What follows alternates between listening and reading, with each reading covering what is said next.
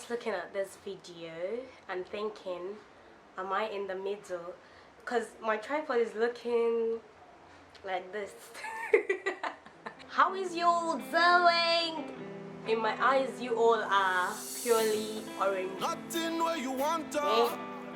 Guys, I have a wound. I have a massive wound I inflicted on myself trying to do my doctor.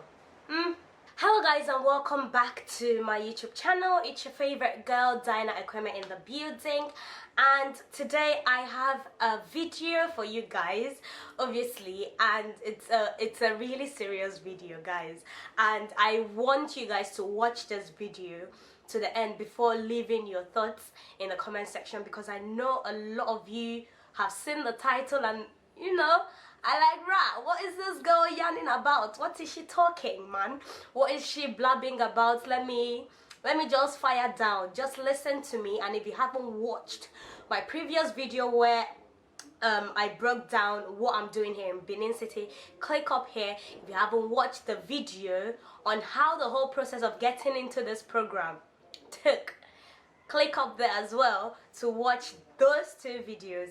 Then come back to this video and let's talk. All right, it's raining, so please pardon any unwanted noise, background noise that you may hear. Let's get into the video. If you didn't know, I am currently in Benin City, Nigeria, doing a training program, medical laboratory science training, which should, you know, roughly be about 7 months, but because of the strike, which I'm going to talk about after now, they've extended it to November. So I won't be writing my licensing exam by September. I'll be writing it by November. If you're watching my video for the first time, I'm a graduate of Biomedical Science from the University of Brighton, United Kingdom.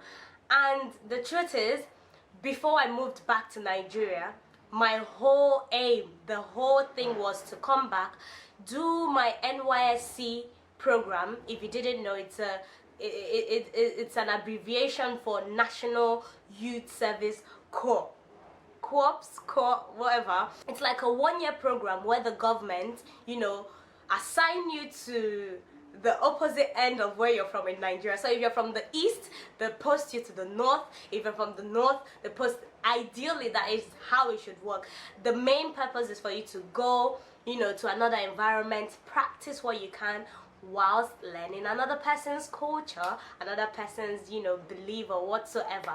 So that was the aim that I had prior to starting this program.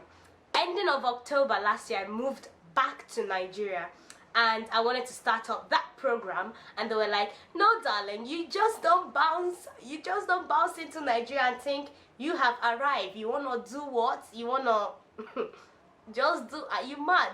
So just like every other country, you need to show that you're competent enough to work in that country, even if you studied somewhere else. It's like me going to the UK after studying here in Nigeria to go practice in the medical field. Obviously, I have to undergo a training program or whatever program that I would have to write an exam, and if I pass, or whatever assessment that they have for me, if I pass eventually, they would award me that license to say, yes, you are competent enough to do this in our country. Same goes for Nigeria.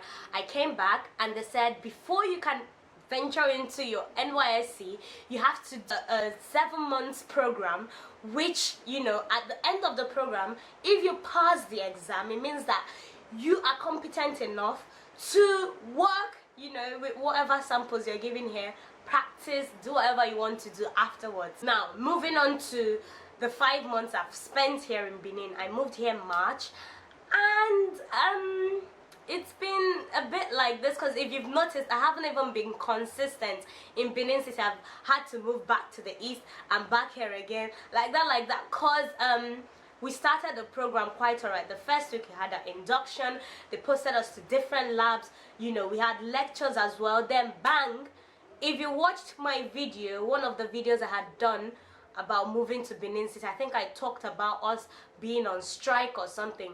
We were on strike for virtually 2 months. That 2 months I was in the east, you know, I was doing my thing, you know, I just had to go home at some point. Although they had lectures going on, there wasn't any laboratory work going on. The laboratories were shut. In fact, it was nationwide. It wasn't that, oh, it's just University of Benin Teaching Hospital. Nope, nope, nope. It was everywhere in Nigeria. So it affected us so bad that we only had lectures for the 2 months that the strike was on. After the strike, you know, I had to come back here and then go back for my sister's wedding, and then I'm back again. Everything that's happened between that is just them rotating us around hematology, microbiology, transfusion, chemical pathology, histopathology, and I've been through stuff and I've seen colleagues, and I've come to that conclusion that I didn't do my research well enough before getting into uni. So that is the major reason why I'm regretting studying in the UK. If I knew what I know now, I wouldn't even go to the UK. I wouldn't even do this course in the UK. I'll probably do this course here, get the license here and practice here, because it would have saved me a lot. Like, this course I did, biomedical science in the UK, was for 3 years. Medical laboratory science, which all of my colleagues that didn't train in the UK, they all did medical laboratory science. And to me, you can tell me something else, but to me, I feel like the two courses are totally different. Medical laboratory science is totally different from biomedical science. It's the same thing theoretically. It's the same thing that you're learning. Hematology, chem path, whatever, they're all the same. Everything they're teaching us theoretically, I've heard all of them in the UK. We've covered most of them in the UK. But when it comes to hands-on experience, we UK graduates, we are lagging behind. We're like 7 or 8 of us in the program, and it seems as if first week was worse. I'm just telling you, first week was way worse. Okay, you introduce yourself. The next thing they ask you is, oh, so where did you train? You now open your teeth and say, I trained in Brighton. Where is Brighton? I trained in the UK. Can you do this? You say no. Can you do that? They look at you like, fam, how are you a medical laboratory science graduate when you can't draw blood, when you don't know the solutions to, like, literally, I feel like medical laboratory science is a mix of nursing, doctor, biomedical science, phlebotomy, all in one. Or maybe that's the Nigerian standard, I don't know.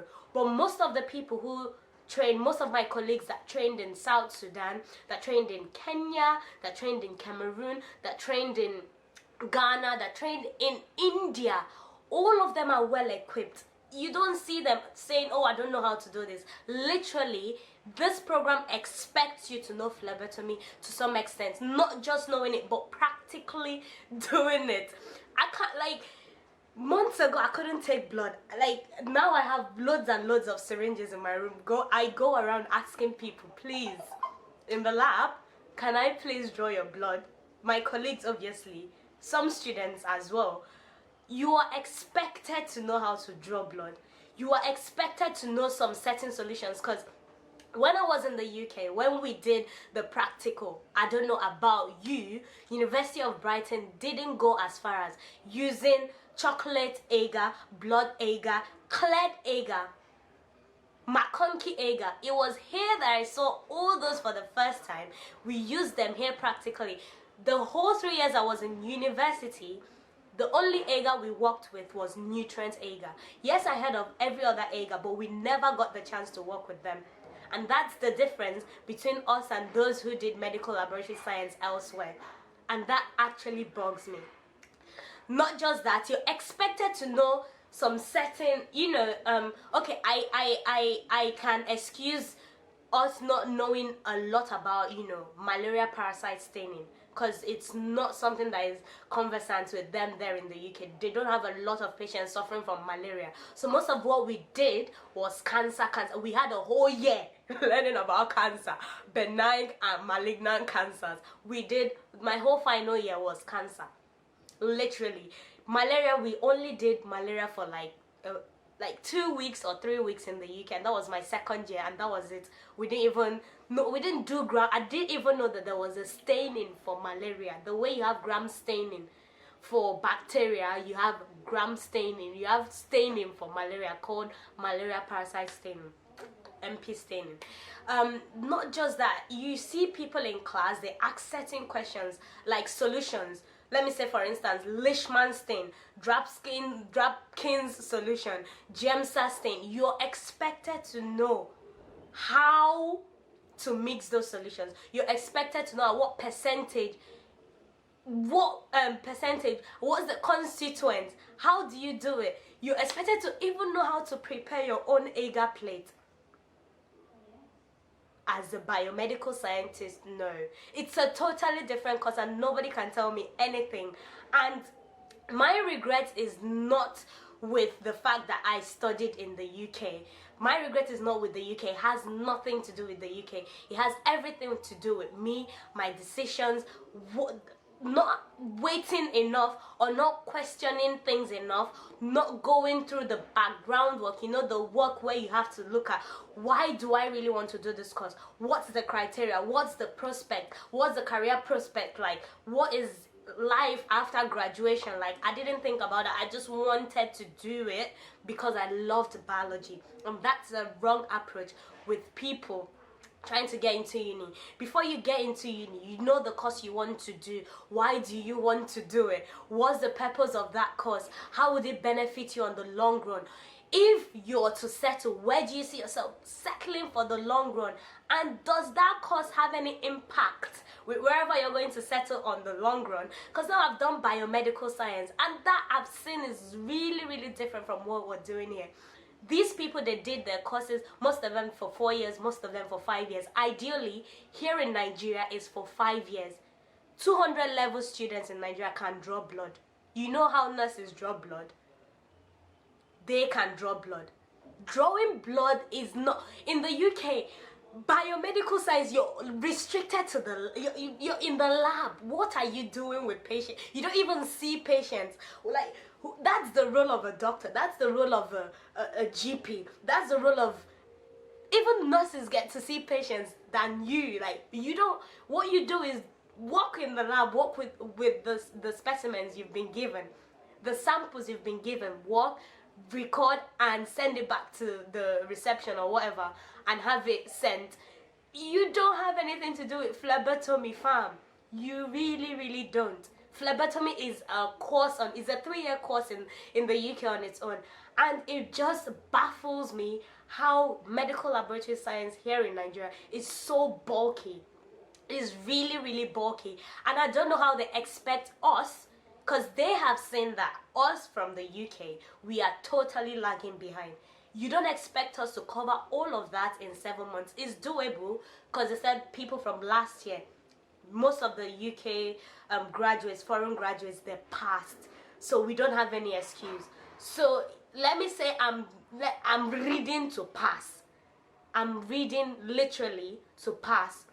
But after the passing, after getting the license, am I competent enough? That's the question. Am I competent enough to work with someone? Can I work without supervision? Because you can't be practicing as a licensed medical laboratory scientist when you don't know in Nigeria how to make agar, how to make certain solutions. Because I expect that those are, technician duties. I don't know, but you are expected to know all of that. You're expected to know how to draw blood, how to do a lot of things, even sample collections. To some extent, medical laboratory scientists have to go collect samples, not just blood, semen samples, vagina swabs. Like, it's ridiculous. I don't want to say that it's not it shouldn't be like that, but probably it's the way Nigerians curricula has it. I can't really I can't really argue with that, but my regret is, you know, studying in the UK. Not to say that UK didn't bring me a lot. Me being on YouTube, doing this now, doing what I love passionately, was studying in the UK. A lot of interpersonal skills, building my confidence, you know, talking in it, my accent in it. All of that was from the UK, so I can't discredit the UK for that. But if I really wanted to do a course that I wanted to work in the lab, I would want to work somewhere that will equip me with the, you know, practical experience, the clinical experience, which the UK lacks. You can't just do a course like this for straight 3 years. That is why I was talking about placement. A lot of countries do grant their students placement. They give you that chance, that opportunity. 6 months, 1 year, go and do your clinical placement. Go and learn how these things work. Go and see for yourself in the lab, so you don't get overwhelmed as a graduate. But that was where the UK failed me. It was just 3 years of practically reading and knowing all these things, you know, researching them. Brilliantly, we can write. All UK graduates, foreign graduates that are in this program, we can brilliantly write whatever you want us to write. Like, we can give you scientific whatever, papers, journals, but where is the practical skills? We lack the practical skills. So if you're ever going to choose medical laboratory science to study, if I knew, I would probably have done this degree in India. I would have probably done it in West Africa. Maybe not in Nigeria, maybe Ghana, maybe Kenya, maybe South Sudan. Because people who train there, they're amazingly good. Even if theoretically they are not sound, when you see them work in the lab, they'll work with so much confidence. And that is when people know that, yeah, you went to uni. Not just, oh, I know this, I know that, but you can't really perform it. Anyway, I think I'm ranting too much now in this video. I just made this video to, you know, just air out a lot of things and tell you guys how far we've gone. At this point in time, they've told us that they're extending the program to November, October. We can't really do much, so we're still rotating. Currently, I'm in hematology lab. I'm enjoying it so far. I've learned a lot. PCV, I never knew how to do it. I can do it now. Clotology, PT, PTTK, all of those tests, HB electrophoresis, thick and thin films, I can make all of them. Those things that they should have taught me in the UK, we could have done confidently, you know, in a laboratory setting. We never did that. They never gave us the chance. But here I am doing it, and that is why this training is really, really important to me, and I really, really find it very, very good. You know, I find it amazingly brilliant. It's been a lot of experience for me. Even if it's been so overwhelming, I know that it's been practically for me. Anyway, I've gone past, Jesus Christ, nearly 20 minutes. If you really did enjoy this video, or if you have whatever you have to say about whatever I've said, if you have any questions, do leave it in the comment section below. If you're not following my social media platforms, follow me on Instagram, Diana Ekweme, on Twitter, Diana Ekweme, on Snapchat, Diana Ekweme. And definitely I'll see you in my next video. For now, bye.